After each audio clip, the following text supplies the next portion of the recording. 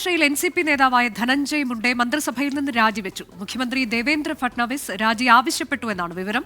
മഹാരാഷ്ട്രയിലെ ബീഡിൽ പഞ്ചായത്ത് അധ്യക്ഷൻ കൊല്ലപ്പെട്ട സംഭവത്തിൽ ആരോപണ വിധേയനായിരുന്നു ധനഞ്ജയ് മുണ്ടെ. എൻ ശ്രീനാഥ് വിശദാംശങ്ങളുമായി മുംബൈയിൽ നിന്ന്. ശ്രീനാഥ്, ചില ചിത്രങ്ങളൊക്കെ ഈ വിഷയത്തിൽ പുറത്തു വന്നിരുന്നു. എന്താണ് രാജി ആവശ്യപ്പെടാനുണ്ടായ സാഹചര്യം? പ്രതികളുമായി മന്ത്രിക്ക് ബന്ധമുണ്ട് എന്നുള്ളതിന്റെ അടിസ്ഥാനത്തിലാണോ? തീർച്ചയായും നിയമസഭാ സമ്മേളനം ചേരുന്നതിനിടെയാണ് ഇപ്പോൾ മന്ത്രിയുടെ രാജി. ഭക്ഷ്യ സിവിൽ സപ്ലൈസ് വകുപ്പ് മന്ത്രിയാണ് ധനഞ്ജയ് മുണ്ടെ. ഇക്കഴിഞ്ഞ ഡിസംബർ 9 ബീഡിലെ ഒരു ഗ്രാമത്തലവൻ സർപഞ്ചായ സന്തോഷ് ദേശ്മുഖ് എന്നയാളെ തട്ടിക്കൊണ്ടുപോയി കൊലപ്പെടുത്തിയിരുന്നു.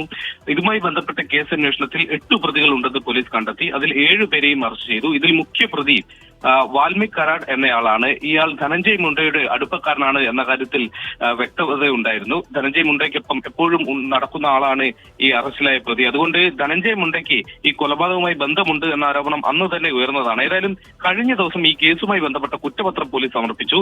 ഈ കുറ്റപത്രത്തിന്റെ ഭാഗമായി സമർപ്പിച്ച തെളിവുകൾ, ഈ പ്രതികളുടെ മൊബൈലിൽ നിന്ന് കിട്ടിയ വീഡിയോകളും ഫോട്ടോകളും ഒക്കെ അത് പിന്നീട് പുറത്തു വന്നു.